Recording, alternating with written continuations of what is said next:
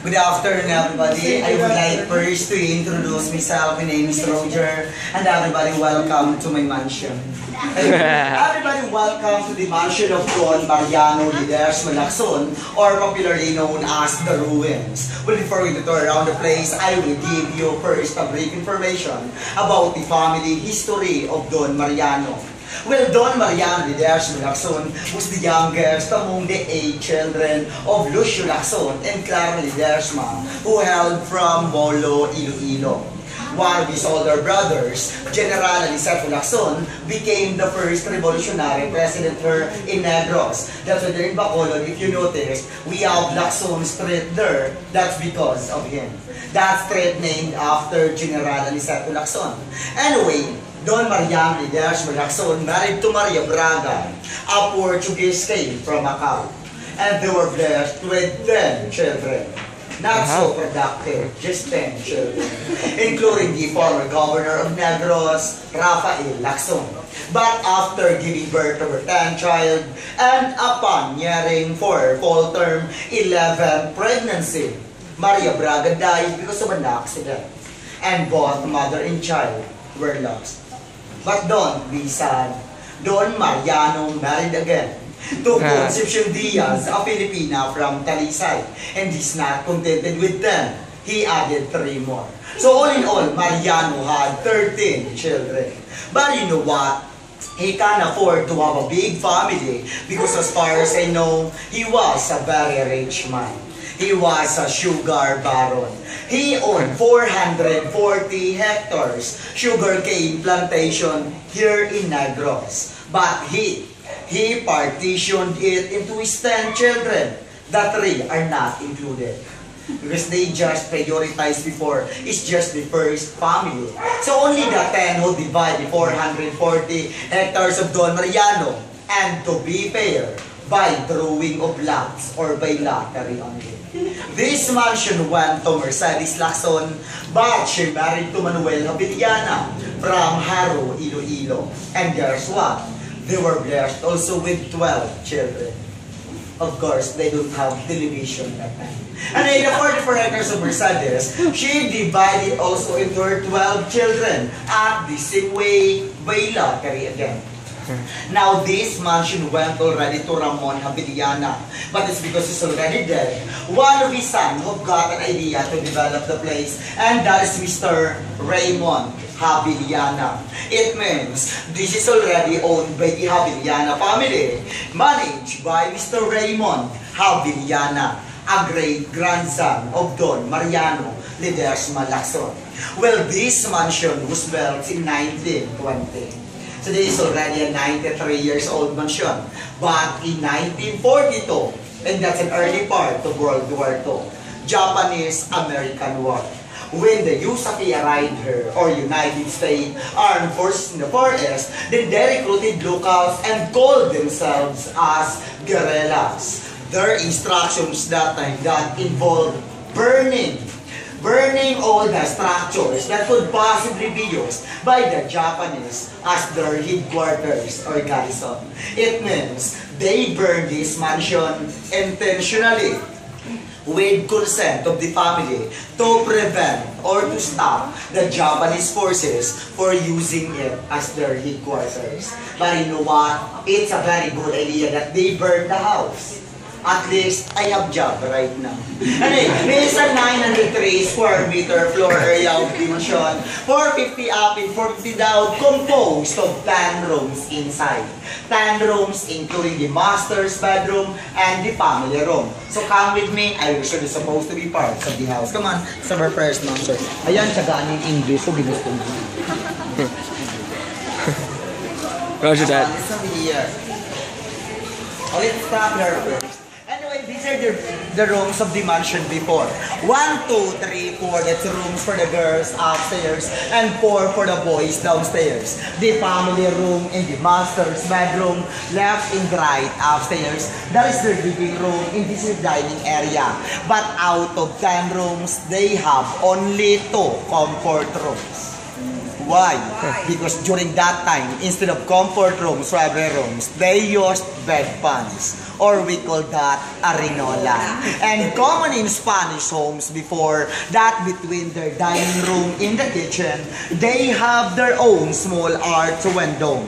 And they put that window to facilitate the movement of the foods and to minimize the foot traffic in and out of the kitchen. It means inside of that small arch window is supposed to be their kitchen, but that is already my room.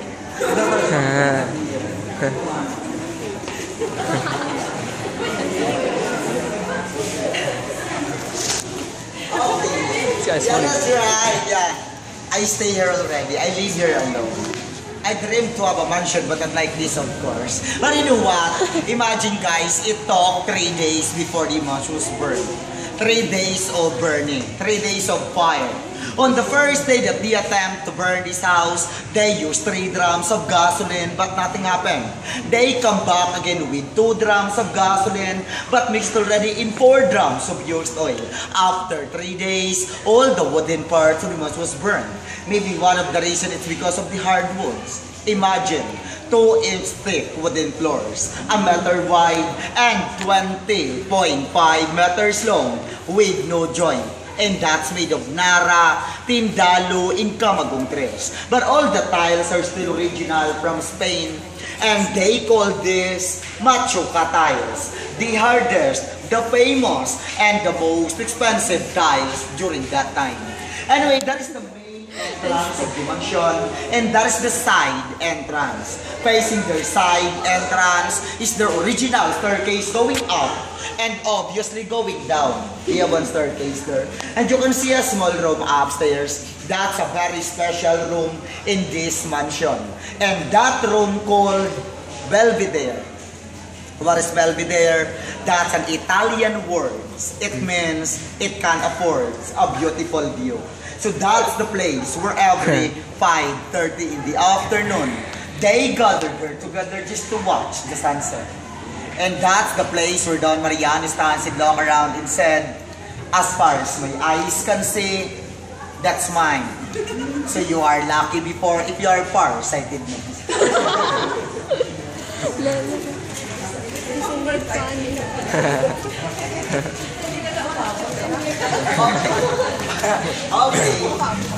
Okay, you know what? The one who supervised the construction of this mansion were Felipe, one of the sons. And during that time, he gathered all the people as much as he can just to make sure that the mixtures of A-grade concrete in its pouring were precisely followed.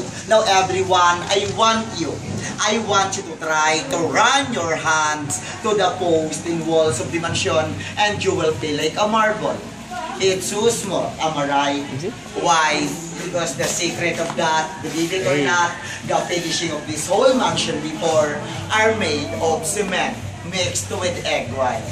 And the finishing, they did not use water before. Instead of water, they used egg whites. Even in all cathedrals, all churches, they used also egg whites because they made that as their binder.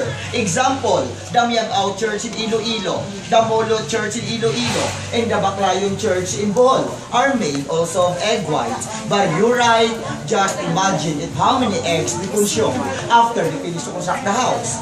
A lot of eggs and a lot of chickens, of course. That's why Bacolod is already known for chicken inasals, because there's a lot of chicken here before. And if you see on the very large sugarcane plantation here in Negros, try to look at the structure outside the tree at the top. Do you see that one? Do you know what is that? What? Yeah, wait, so I don't know what is that. Anyway, that is the chimney, smokestack. That is the chimney of their Muscovado sugar mill.